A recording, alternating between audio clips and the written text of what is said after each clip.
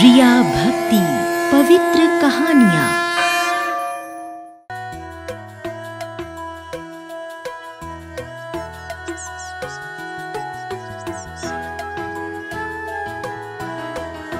एक गांव में गौरी नाम की लड़की अपनी मां जमुना के साथ रहती थी। रोज की तरह आज भी गौरी सुबह उठकर नहा धोकर सबसे पहले मंदिर पहुंच गई थी। उसने मंदिर की सफाई की और शिवलिंग का श्रृंगार करने लगी। कुछ देर बाद पुजारी जी भी वहां पहुंचे और उन्होंने गौरी को देखकर मुस्कुराते हुए कहा, गौरी बिटिया, आज भी तुमने पूरे मंदिर की सफाई कर दी। जी पंडित जी, आप तो जानते हैं शिव जी की सेवा करना मुझे कितना पसंद है। हाँ जानता हूँ, बचपन से तुम्हें शिव जी की पूजा करते देखा है। देखना बिटिया, तुम्हें तुम्हारी भक्ति का फल जरूर मिलेगा। अरे हाँ, कल शिवरात्रि है और हमेशा की तरह शिव जी की कथा तुम्हें ही सुनानी है। कल भी जल्दी आ जाना बिटिया। जी पंडित जी। वैसे आज तुम इतनी जल्दी क्यों आ गई? आज मुझे माँ के बदले काम पर हवेली जाना है। क्यों? आज तुम क्यों जा रही हो? माँ की कल रात को जरा तबीयत खराब हो गई, इसलिए उनकी जगह आज मैं चली जाऊंगी। अब मैं चलती हूँ पंडित जी। ओम नमः शिवाय। गौरी की माँ हीरालाल ठाकुर के यहाँ खाना बनाने का काम करती थी। गौरी मंदिर से सीधा हवेली पहुँची। हवेली पहुंचकर गौरी हीरालाल की पत्नी राधा कुमारी से मिली। प्रणाम मालकिन, आज माँ की तबीयत ठीक नहीं है, इसलिए उनकी जगह मैं आ गई। अरे क्या हुआ जमुना को? कल रात से उन्हें तेज बुखार है। रात में डॉक्टर काका आए थे, उन्होंने आराम करने की सलाह दी है, इसलिए मैंने सोचा आज वो आराम कर लें। चलो अच्छा है, जमुना की तुम्हारी जैसी भली बेटी है। अच्छा, तुम्हें खाना वाना बनाना आता है? जी मालकिन, आप बस बता दीजिए क्या क्या बनाना है। राधा कुमारी गौरी को लेकर रसोई में गईं और उसे क्या क्या बनाना है और कैसे बनाना है ये सब समझा दिया। राधा कुमारी के जाने के बाद गौरी ने खाना बनाना शुरू किया। राधा कुमारी गौरी के हाथ के स्वादिष्ट खाने से बेहद खुश थी। उन्होंने गौरी को बुलाकर कहा, तुम्हारे हाथ में तो जादू है गौरी। अगर तुम चाहो तो कल से काम शुरू कर दो। मैं तुम्हारी तनख्वाह भी बढ़ा दूंगी और अब तुम्हारी माँ को आराम करने दो। उनकी जगह तुम ही काम पर आ जाओ। मैं भी चाहती हूँ कि मेरी माँ आराम करे, लेकिन मुझे इस बारे में अपनी माँ से बात करनी होगी। कोई जल्दबाजी नहीं है, तुम अच्छी तरह सोच विचार कर लो। और हाँ, कल रात घर में शिव की बड़ी पूजा है। कल जरा जल्दी आ जाना ताकि काम में थोड़ा हाथ बटा सको। उस रात गौरी अपनी माँ को समझाने की कोशिश करती है। माँ, मुझे लगता है अब आपको आराम करने की जरूरत है। मालकिन ने कहा कि वो मुझे काम पर रख लेंगी और तनख्वाह भी बढ़ा देंगी।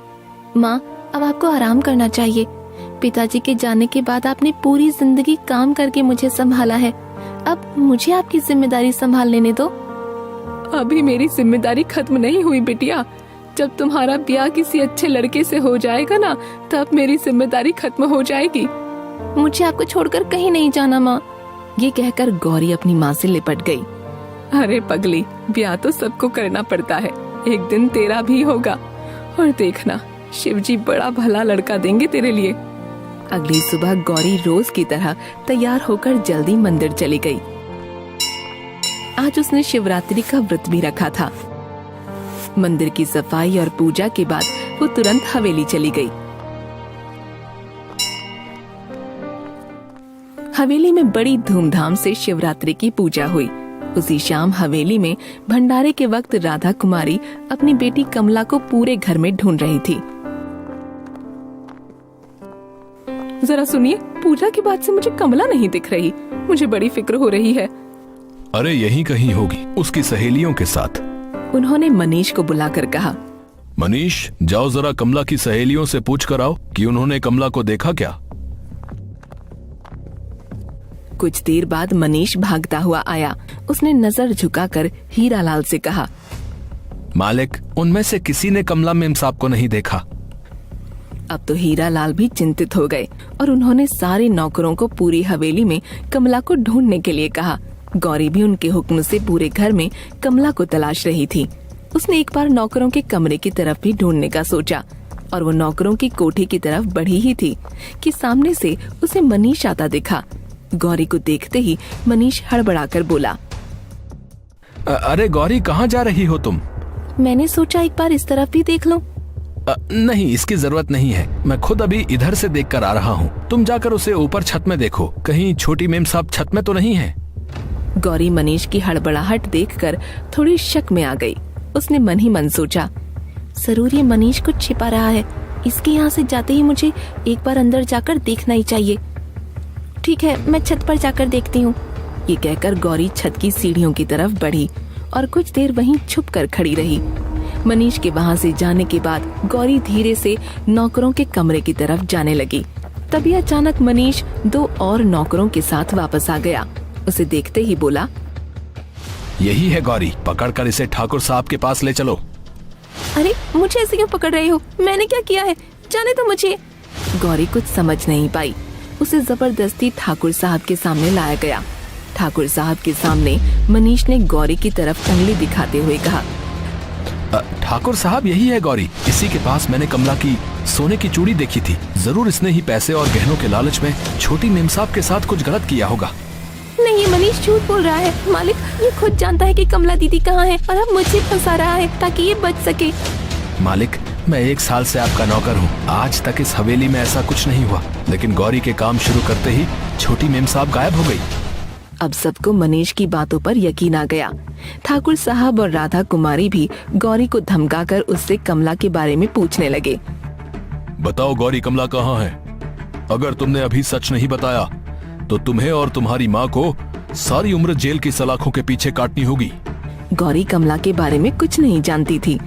अब तक पुलिस भी आ चुकी थी। हीरा लाल ने गौरी को जेल भिजवा दिया। सलाखों के पीछे गौरी आंखें बंद किए बैठी थी। उसे अब समझ आ गया था कि कोई उस पर यकीन नहीं करेगा। अब उसके पास एक ही आसरा था। उसने पास ही एक पत्थर का टुकड़ा उठाकर जेल की दीवार पर शिवलिंग बनाना शुरू किया। इधर मंदिर में भी शिवरात्रि की पूजा शुरू हो चुकी थी। जोर जोर से मंदिर की घंटियां बज रही थीं और तेज आंधी तूफान चल रहा था। शिवलिंग पर बेल पत्र चढ़ाते हुए पंडित जी बोले, हे भोलेनाथ, ये कैसा तूफान है? कृपा करें भोलेनाथ, कृपा करें। इधर जेल में गौरी ने आंख बंद करके हाथ जोड़कर दीवार पर बने शिवलिंग से कहा, हे भोलेनाथ, आज आपकी बेटी पर झूठा इल्जाम लगाया गया है। आज मेरी नहीं, आपकी भी परीक्षा है। अगर आज कमला नहीं मिली तो सच सामने नहीं आएगा और मैं अन्न का एक निवाला भी ग्रहण नहीं करूंगी और यहीं आपके सामने सर पटक पटक कर अपने प्राण त्याग दूंगी। ये कहकर गौरी ने जोर से दीवार पर अपना सर पटका। उसके खून के छींटे दीवार पर बने शिवलिंग पर लगे और वहीं मंदिर में पंचामृत का अभिषेक हो रहा था।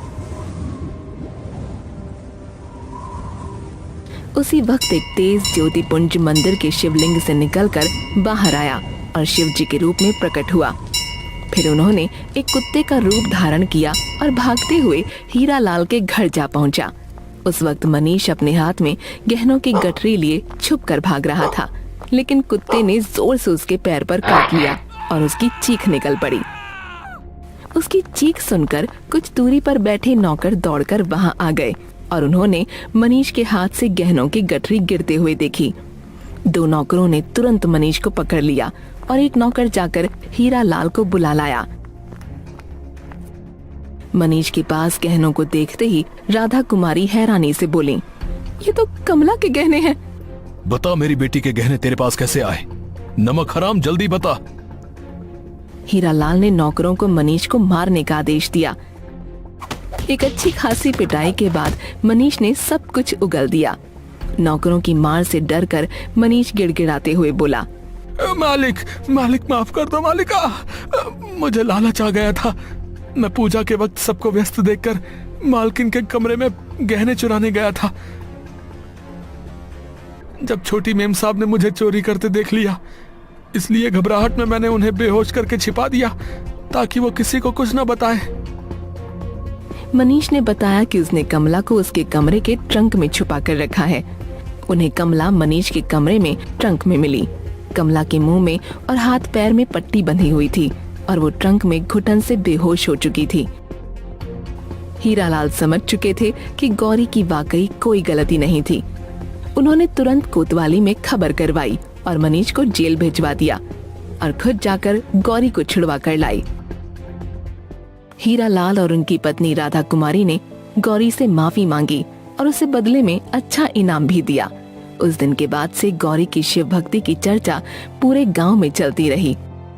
अगली सुबह जब गौरी की माँ को इस सब की खबर लगी तो उन्होंने भी गौरी के साथ मंदिर में जाकर गौरी का साथ देने के लिए शिव जी का धन्यवाद दिया।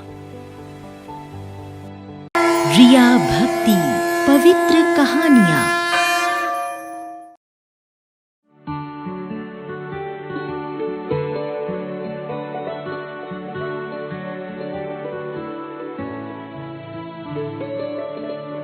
बम बम भोले, बम बम भोले। बम बम भोले की आवाज से हर रोज अपना दिन शुरू करने वाला नंदू कठपुतलियों को नचाने का काम करता था। इस काम में उसकी पत्नी श्यामा भी उसका साथ देती थी। दोनों मिलकर कठपुतलियां बनाते, उन्हें रंगते, उनके कपड़े बनाते, प्यार से उन्हें सजाते और फिर उन्हें ले जाकर जगह जगह अपनी उंगलियों पर नचाते और कठपुतलियों का नाच दिखाते। नंदू और उसकी पत्नी श्यामा दोनों ही भोलेनाथ के भक्त थे, इसलिए वो जहाँ भी जाते भोलेनाथ के भोलेपन की कहानियाँ सुनाते। शिवजी का ब्याह उनका सबसे लोकप्रिय तमाशा था। शिव जी बिहाने चले, नंदी बैल पर सवार, अजब अजब सी शक्ल वाले उनके रिश्तेदार, भभूति लगाए और नाग गले में डाल के हिमालय के धाम चले, खुद को यूं सवार के। शिवजी के ब्याह की इस कथा में नंदू और श्यामा अपनी बनाई कठपुतलियों से शिव पार्वती ब्याह दिखाते, जिसे देखकर भक्तों की आंख से भक्ति भाव से भरे आंसू गिरने लगते। लोग नंदू और श्यामा की कठपुतलियों का नाच देखते और उन्हें अच्छे पैसे देते। पैसे गिनते गिनते श्यामा अक्सर उदास हो जाती और नंदू से कहती, भोलेनाथ की कृपा से हमारा काम अच्छा चल रहा है। हाँ, देखो तो आज शिव जी का ब्याह देखने वालों ने दिल खोल कर दान दिया है। पर क्या फायदा जी, हमारे घर के आंगन में किसी बच्चे की किलकारी नहीं गूंजती। बिन बच्चे का हमारा सोना जीवन भला किस काम का। अरे श्यामा, भोलेनाथ पर भरोसा रखो, जब उनकी कृपा होगी तो हमारे आंगन में भी बच्चे की किलकारियां गूंजेंगी। हाँ, उन पर तो इतने बरसों से भरोसा है, पर अभी तक उनकी कृपा नहीं हुई। अरे होगी श्यामा, जरूर होगी। तुम देखना, हमारे आंगन में भी एक दिन हंसते खेलते बच्चे के स्वर गूंजेंगे। हाँ, ऐसा मेरा विश्वास है। इस तरह नंदू श्यामा को समझा बुझाकर चुप करा देता। कहते हैं कि पति पत्नी से ज्यादा करीबी रिश्ता कोई नहीं होता। दोनों एक दूसरे के अच्छे और सच्चे मित्र होते हैं। नंदू और श्यामा पर ये बात बिल्कुल खरी उतरती थी। नंदू ने श्यामा का दुख दूर करने का एक तरीका सोचा। उसने एक प्यारी सी गुड़िया बनाई और श्यामा से बोला, देखो, ये है हमारी प्यारी सी बिटिया। मैंने आज इसे बनाया है तो आज इसका जन्मदिन है। हम आज के दिन ही इसका जन्मदिन मनाया करेंगे। सचमुच ये तो बिल्कुल परियों जैसी है। मैं तो इसे परी बुलाऊंगी। ये कहकर श्यामा ने उस प्यारी गुड़िया सी कठपुतली को गले लगा लिया। श्यामा उसे अपनी बेटी की ही तरह मानने लगी। उसे सजाती, संवारती, उसके साथ खेलती और कभी कभी उसे डांट भी लगाती और कभी कभी उसे दुनियादारी की शिक्षा भी देती, एक अच्छी माँ की तरह। परी को बने हुए 1 साल हो गया था तो नंदू और श्यामा ने परी का जन्मदिन मनाने की तैयारी की। परी को सजाया गया। उसके जन्मदिन पर दूसरी कुछ छोटी छोटी कठपुतलियां मेहमान बनकर आईं। नंदू और श्यामा परी का जन्मदिन मनाकर बहुत खुश थे, पर तभी श्यामा परी को गले लगाकर फूट फूट कर रोने लगी। नहीं जी, मेरा दिल ऐसे नहीं बहलता। मुझे अपनी जैसी परी बिटिया चाहिए, जो मुझसे बात करे, मुझसे शरारत करे, मुझे परेशान करे, मुझसे रूठे, कभी मेरी कोई चीज उठाकर फेंक दे, कभी मैं उसे डांटूं तो चुप जाए, फिर मैं उसे मनाऊं, अपने हाथ से खाना खिलाऊं। मुझे एक असली बेटी चाहिए, इससे मेरा दिल नहीं बहलता। अरे चुप हो जाओ श्यामा, देखो मैंने भी तो खुद को संभाला हुआ है ना। तुम भोलेनाथ को बोलो ना, हमारी झोली में एक बच्चे का आशीर्वाद डाल दे। नंदू ने समझा बुझाकर श्यामा को चुप करा दिया। श्यामा बिना कुछ खाए पिए सो गई। नंदू मन ही मन भोलेनाथ से प्रार्थना करने लगा। हे भोलेनाथ, मैं तो किसी तरह अपने मन को समझा लेता हूँ, पर श्यामा का दुख मुझसे नहीं देखा जाता, नहीं देखा जाता भोलेनाथ, मुझसे उसका दुख नहीं देखा जाता। उसे माँ बनने का आशीर्वाद तो भोलेनाथ, उसे माँ बनने का आशीर्वाद तो। प्रार्थना करते करते नंदू भी सो गया। जैसे ही नंदू की आंख लगी, उसे एक सुनहरी कांवड़ दिखाई दी और उस कांवड़ के पीछे से झांकती एक सुंदर सी गुड़िया भी हंसती खिलखिलाती नजर आई।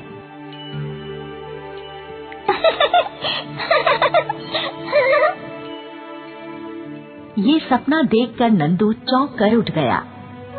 उसने श्यामा से अपना सपना कह डाला।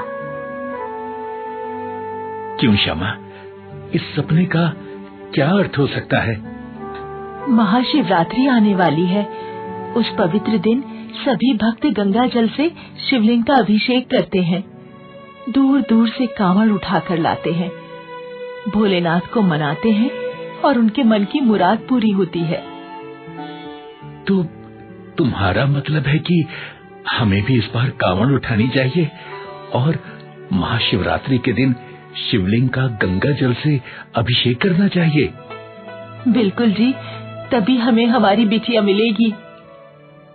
हाँ, पर ये सुनहरी कांवड़ का क्या मतलब है? देखो जी, हम तो गरीब लोग हैं, सोने के कांवड़ तो हम नहीं बना सकते ना। भोलेनाथ तो भक्ति और प्यार के भूखे हैं। हमारी सच्ची श्रद्धा ही वो सोना है। आप भी इस बार कांवड़ लाएं और भोलेनाथ से मन की मुराद पाएं। श्यामा की बात नंदू को सही लगी। उसने तय कर लिया कि वो भी इस बार कांवड़ जाने वालों के साथ जाएगा और महाशिवरात्रि के दिन गंगा जल से शिवलिंग का अभिषेक कर अपने मन की मुराद पाएगा। नंदू ने जैसा सोचा था वैसा ही किया। बम बम भोले के नारे लगाते दूसरे साथियों के साथ वो भी अपने कंधे पर कांवड़ लादे अपने शहर के मंदिर की ओर बढ़ रहा था।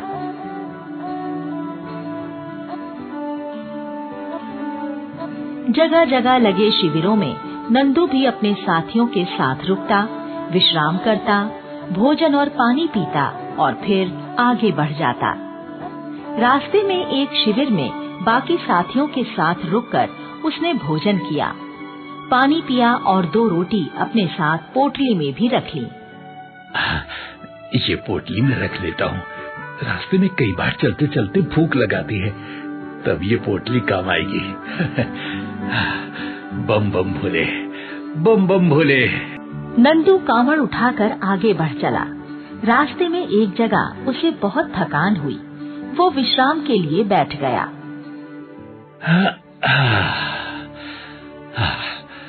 यहाँ बैठ जाऊं थोड़ी देर के लिए। अरे थोड़ी देर आराम करने में कोई हानि नहीं है।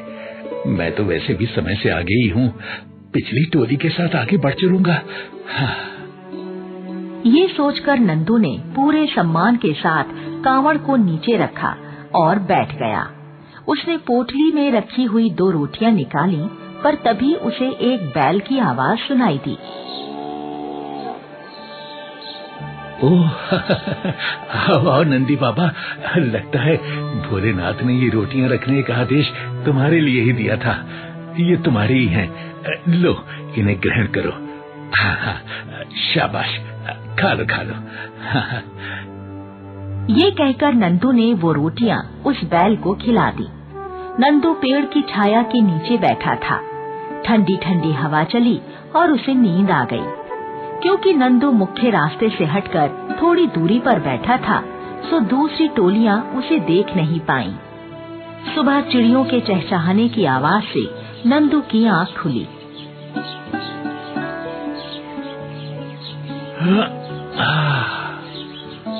अरे, ये तो दिन निकल आया। ओह, मैं तो पीछे छूट गया। आज ही तो महाशिवरात्रि का दिन है। हे भोलेनाथ, भोलेनाथ क्षमा करो, ये क्या हो गया? हाँ। तभी नंदू की नजर अपनी कांवड़ पर पड़ी।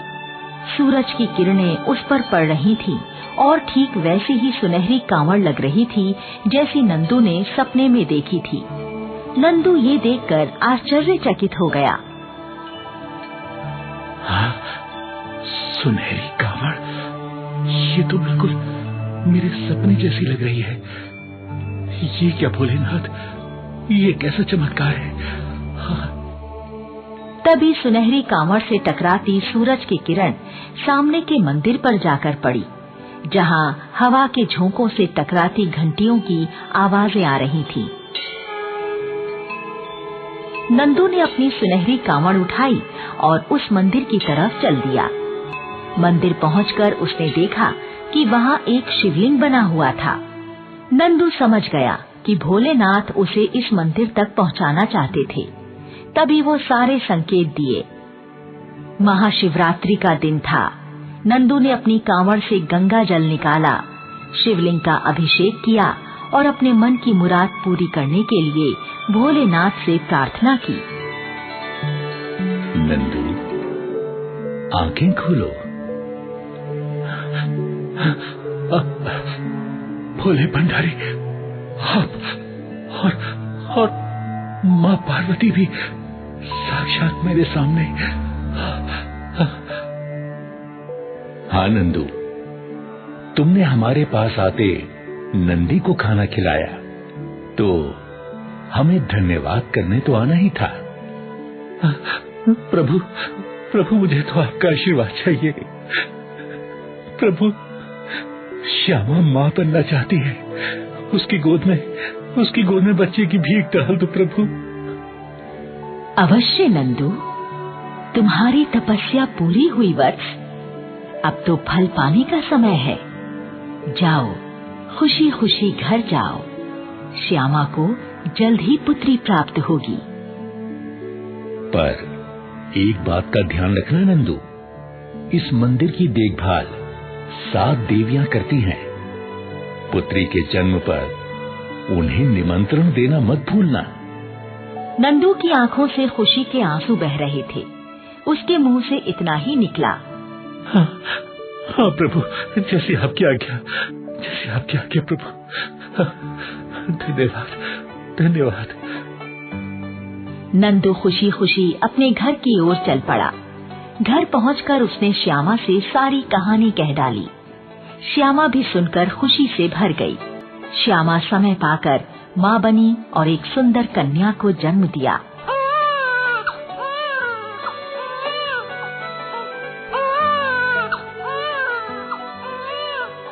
नंदू को याद आया कि उसे मंदिर की 7 देवियों को भी निमंत्रण देना है। नंदू खुशी खुशी मंदिर गया और श्रद्धा से सिर झुकाकर उन 7 देवियों को कन्या को आशीर्वाद देने के लिए आने का निमंत्रण दिया। देवियों ने खिलखिलाकर अपने आने की सहमति दी।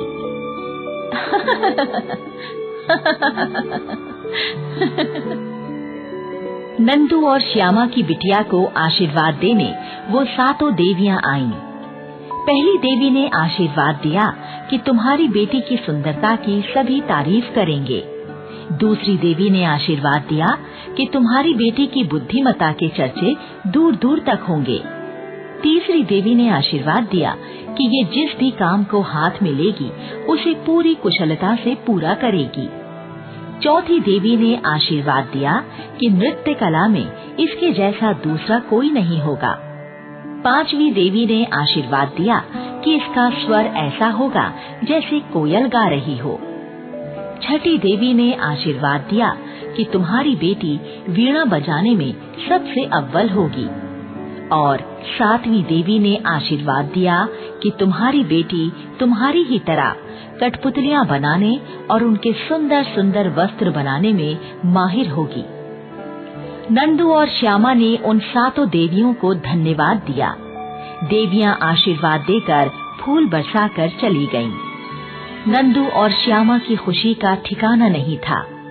भोलेनाथ की कृपा से सुनहरी कांवड़ के पीछे से हंसती खिलखिलाती जीती जागती कन्या की किलकारियां उनके आंगन में गूंज रही थीं।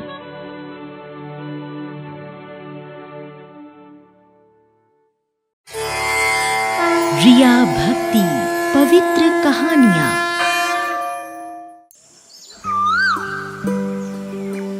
सुंदर गांव गंगा नदी की एक धारा के किनारे बसा गांव था। जैसा नाम था वैसा ही गांव था। दिखने में बहुत सुंदर, तरह तरह के फूल, पेड़ पौधे और लहलहाती फसलें सुंदर गांव को बहुत सुंदर बनाती थी। बस एक ही समस्या थी, जब कभी नदी में बाढ़ आ जाती तो लोगों को परेशानी होती, फसलें बर्बाद हो जाती, घरों को भी नुकसान पहुंचता और लोगों की चीख पुकार मच जाती। बचाओ, बचाओ, हे भोलेनाथ हमें बचाओ, हमें बचा लो भोलेनाथ। मुझे बचा लो भोले शंकर, आकर आपके मंदिर में प्रसाद चढ़ाऊंगा। मुझे बचा लो भोले शंकर, बचा लो। और जब बाढ़ का पानी उतर जाता, गांव के लोग फिर से अपने जीवन को संभालने में लग जाते। इसी गांव में एक लड़की सुमति अपनी मां संसारी देवी के साथ रहती थी। कुछ साल पहले सुमति के पिता का निधन हो गया था और घर को संभालने की जिम्मेदारी सुमति पर आ गई थी, क्योंकि सुमति की माता उसके पिता के निधन के बाद बीमार रहने लगी थी। बेटी सुमति, तुझे काम करते हुए देखकर मुझे बहुत दुख होता है। काश मैं कुछ कर पाती तो सारा बोझ तेरे ऊपर ना पड़ता। इसमें बोझ कैसा माँ? किसी गैर के लिए तो मैं मेहनत नहीं करती, तुम्हारे लिए मेहनत करके तो मुझे सुख मिलता है। फिर भी तू कब तक ऐसा करती रहेगी? काश मैं जल्दी से ठीक हो जाऊं। हो जाओगी माँ, भोलेनाथ ने चाहा तो तुम जल्दी ठीक हो जाओगी।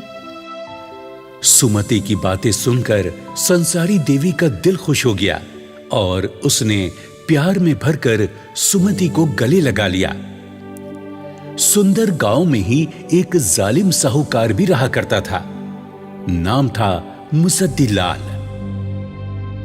हमेशा अपनी तिजोरी के पास बैठा नोट गिनता रहता था। बार बार नोट गिनता और खुश होकर तिजोरी में रख देता। जब कोई मजबूर इंसान उससे कर्जा लेने आता तो उसकी आंखें चमक उठती। एक साथ कई कागजों पर अंगूठा लगवाता और कर्ज लेने वाले से कहता, अब देखो भैया, तुम्हारा खेत और घर मेरे पास गिरवी है, पर ये रहेंगे तुम्हारे ही। हाँ, अगर तुमने मेरा कर्जा नहीं चुकाया तो फिर ये मेरे हो जाएंगे। देखो भैया, मैं बुरा आदमी तो हूं नहीं, पर ये तो धंधे का उसूल है। तुम तो समझदार हो, सब समझते हो, है कि नहीं? बेचारा मजबूर इंसान कर्जा लेकर चला जाता, पर ऊंचे ब्याज के कारण कोई विरला ही कर्ज चुका पाता था।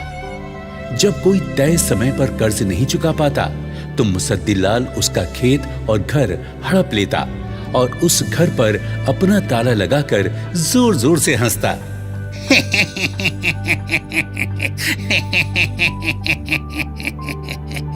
अब तो ये घर मेरा हो गया। सुमति भी जब कभी घर में अकेली बैठी होती तो कर्ज के बारे में सोचकर परेशान होती। उसे डर था कि कहीं मुसद्दीलाल उसके भी खेत और घर को न हड़प ले। उधर मुसद्दीलाल की आंखों में हमेशा सुमति के खेत और घर ही घूमते रहते। वो तो उस दिन का सपना देख रहा था जब वो सुमति के खेत हड़प लेगा और उसके घर पर अपना ताला लगाकर जोर जोर से हंसेगा। खेतों में मजदूरी करके लौट रही सुमति यही सोच रही थी कि पिता का लिया हुआ कर्ज वो कैसे चुकाएगी। पर जैसे ही वो घर के करीब पहुंची, वहां का दृश्य देखकर दहल गई। मुसद्दी लाल के आदमी घर का सारा सामान बाहर फेंक रहे थे और उसकी बीमार मां को भी बाहर बैठा दिया था, जो घर के बाहर बैठी रो रही थी। सुमति मुसद्दी लाल के पास गई और बोली, साहूकार जी, ये क्या कह रहे हैं? और आपने मेरी बीमार माँ को बाहर क्यों निकाल दिया? वाह वाह वाह वाह वाह वाह वाह, तुम तो ऐसे कह रही हो जैसे तुम्हें कुछ पता ही नहीं है। अरे तेरे बाप ने मुझसे जो कर्जा लिया था ना, आज तक चुकता नहीं हुआ। अब तू ही बता मैं क्या करूं? हैं? देख, मैं बुरा आदमी तो नहीं हूं, मजबूर आदमी हूं। मजबूरी में तेरे खेत और घर पर कब्जा करना पड़ रहा है मुझे। पर साहूकार जी, मैंने तुम्हें कहा था कि मैं कर्जा उतार दूंगी। कर्जा उतार दूंगी? अरे तू कहाँ से उतारेगी कर्जा? है, तेरे खेत में तो खेती होती नहीं, तू खुद दूसरों के खेतों में मजदूरी करती है? अच्छा, बस 1 हफ्ते का समय और दे दीजिए, उसके बाद जो जी में आए करना। है? अच्छा, 1 हफ्ते का समय दिए देता हूँ, पर 1 हफ्ते के बाद मतलब 1 हफ्ता 1 हफ्ता। अरे चलो भाई चलो, 1 हफ्ते के बाद आएंगे, चलो चलो। सुमति अपनी माँ को लेकर घर के अंदर चली गई। अपनी माँ को शांत किया और सोचने लगी कि वो कर्ज कैसे उतारेगी। तभी उसे अपने पिता दयानंद की बात याद आई। बेटी, नदी के पार उस तट पर भगवान शंकर का प्राचीन मंदिर है। बहुत चमत्कारी है। जो भी वहां जाता है उसकी मुराद पूरी हो जाती है। और उस मंदिर का प्रसाद इतना चमत्कारी है कि जो वहां जाता है उसकी मुराद पूरी हो जाती है। और उस मंदिर का प्रसाद इतना चमत्कारी है कि जो भी उसे ग्रहण करता है उसकी सारी पीड़ा, सारे कष्ट दूर हो जाते हैं। पर बीच में पड़ने वाली नदी का बहाव बहुत तेज है बेटी, इसीलिए लोग उधर जाने से डरते हैं। मैं उस पार जरूर जाऊंगी। भगवान शंकर के मंदिर में प्रार्थना करूंगी और उनका प्रसाद लाकर माँ को दूंगी। इससे मेरी माँ की तकलीफ दूर हो जाएगी। सुमति ने मन बना लिया था और अपनी माँ को भी इस बारे में बता दिया। माँ को समझ नहीं आया कि वो क्या कहे। उसने गांव के बुजुर्ग रामू काका से ये बात बताई। सुनकर रामू काका भी चिंता में पड़ गए। जब रामू काका ने सुमति को आते देखा तो उसके पास आकर वो उसे समझाने लगे। देखो सुमति बेटी, उस पार जाना आसान नहीं है। कई लोगों ने कोशिश की, पर नदी इतना विकराल रूप ले लेती है कि सब डर कर बीच में से ही लौट आते हैं। मुझे कुछ नहीं होगा काका, आप मुझे आशीर्वाद दें। मैं जब भगवान शंकर का प्रसाद लेकर आऊंगी तो सभी गांव वालों का भी भला होगा। ठीक है सुमति बेटी, मेरा आशीर्वाद तेरे साथ है। भगवान शंकर तेरी रक्षा करें। कल सोमवार है, भगवान शंकर का दिन। मैं कल ही उस पार जाऊंगी। अगले दिन सोमवार को सुमति नदी पार करने के लिए घर से निकली। तभी पड़ोस की नीरा चाची वहां आ गईं और बोली, अरे बेटी सुमति, मेरे पति पिछले काफी समय से बीमार चल रहे हैं। अगर तू उनके लिए भी चमत्कारी प्रसाद ले आएगी तो तेरा बड़ा एहसान होगा। इसमें एहसान कैसा चाची? ये तो पड़ोसी होने के नाते मेरा फर्ज है। सुमति नदी किनारे पहुंची। रामू काका भी उसके साथ उसे वहां तक छोड़ने आए थे। उन्होंने सुमति को आशीर्वाद दिया, पर तभी मुसद्दी लाल की पत्नी वहां आई और सुमति से हाथ जोड़कर बोली, बेटी सुमति, मेरा इकलौता बेटा प्रकाश बहुत बीमार है। मुझे समझ में नहीं आता कि उसकी बीमारी कैसे दूर होगी। तू एक नेक इंसान है, अगर तू मेरे बेटे के लिए भी प्रसाद ले आएगी तो बड़ी मेहरबानी होगी। जरूर चाची, मैं आपके लिए भी प्रसाद ले आऊंगी। सुमति नाव में बैठी और चप्पू चलाती आगे बढ़ने लगी। नदी का पाट काफी चौड़ा था, उसे पार करना आसान नहीं था। जैसे ही सुमति बीच नदी पहुंची, लहरें तेजी से उठने लगी। उसकी नाव डगमगाने लगी। सुमति ने हाथ जोड़े और प्रार्थना की, हे नदी माता, मुझे उस पार भगवान शंकर के मंदिर में जाने दो। मैं आते हुए तुम्हारे लिए भी प्रसाद लेती आऊंगी। ये सुनते ही नदी की लहरें शांत हो गईं। उन्होंने एक फूल सुमति की नाव में फेंका। सुमति ने फिर से चप्पू चलाने शुरू किए। अब तट करीब ही था कि एक विशाल मछली अपनी दुम सुमति की नाव पर पटकने लगी। सुमति ने दोनों हाथ जोड़कर उससे भी प्रार्थना की, हे मछली रानी, मुझे जाने दो। वापसी पर मैं तुम्हारे लिए भी प्रसाद लाऊंगी। ये सुनते ही मछली दूर चली गई। तट पर पहुंचकर सुमति नाव से उतरी और शिव मंदिर की ओर बढ़ने लगी। तभी उसका रास्ता रोकने के लिए नाग देवता सामने आ गए। सुमति ने उन्हें सिर नवाया और हाथ जोड़कर कहा, हे नाग देवता, मैं तो आपके भगवान शंकर के दर्शन के लिए ही जा रही हूँ। मुझे रास्ता दो। आते हुए मैं तुम्हारे लिए भी प्रसाद लेती आऊंगी। ये सुनकर नाग देवता ने भी सुमति को रास्ता दे दिया। आखिरकार सुमति भगवान शंकर के मंदिर पहुंच गई।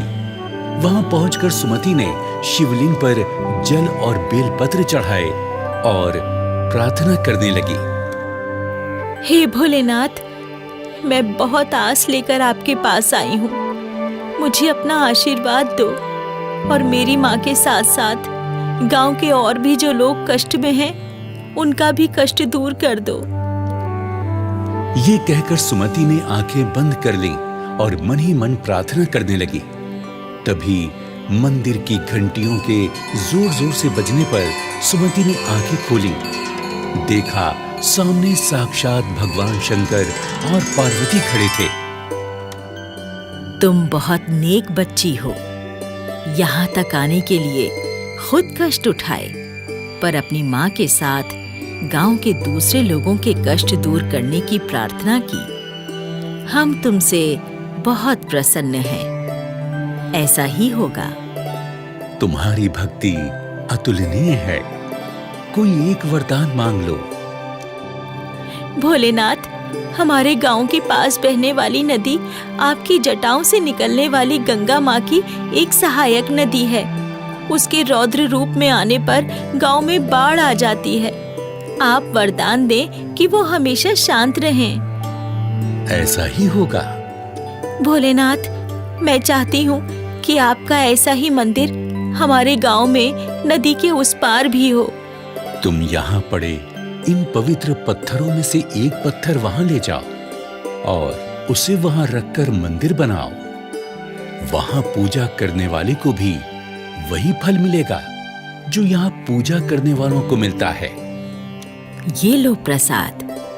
उन सभी को दे देना जिन्हें तुमने प्रसाद देने का वादा किया है। जरूर माता, आपका बहुत बहुत धन्यवाद। शंकर और पार्वती अंतर्ध्यान हो गए। सुमति ने वापसी की राह पकड़ी। सबसे पहले रास्ते में नाग देवता मिले तो उन्हें प्रसाद दिया और नमस्कार किया। फिर नाव में बैठने के बाद मछली रानी सामने आई तो उसके हिस्से का प्रसाद उसे दिया। नदी पार कर उतरने से पहले सुमति ने नदी की लहरों के लिए भी प्रसाद डाल दिया।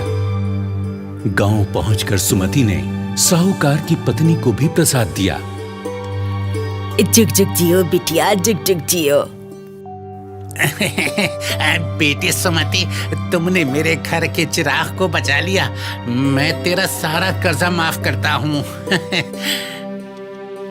सुमति ने घर पहुंचकर पड़ोस की नीरा चाची को भी प्रसाद दिया और फिर घर पहुंचकर अपनी माँ को भी प्रसाद दिया। चमत्कारी प्रसाद खाकर सुमति की माँ संसारी देवी भी ठीक हो गई और सुमति के साथ अपने खेतों पर खेती करने लगी। जैसा कि भगवान शंकर ने आदेश दिया था, उनके मंदिर के पवित्र पत्थर को रखकर गांव वालों ने भगवान शंकर का शिवालय बनाया और भगवान शंकर की मूर्ति की प्राण प्रतिष्ठा के दिन सारे गांव वालों ने मिलकर उत्सव मनाया।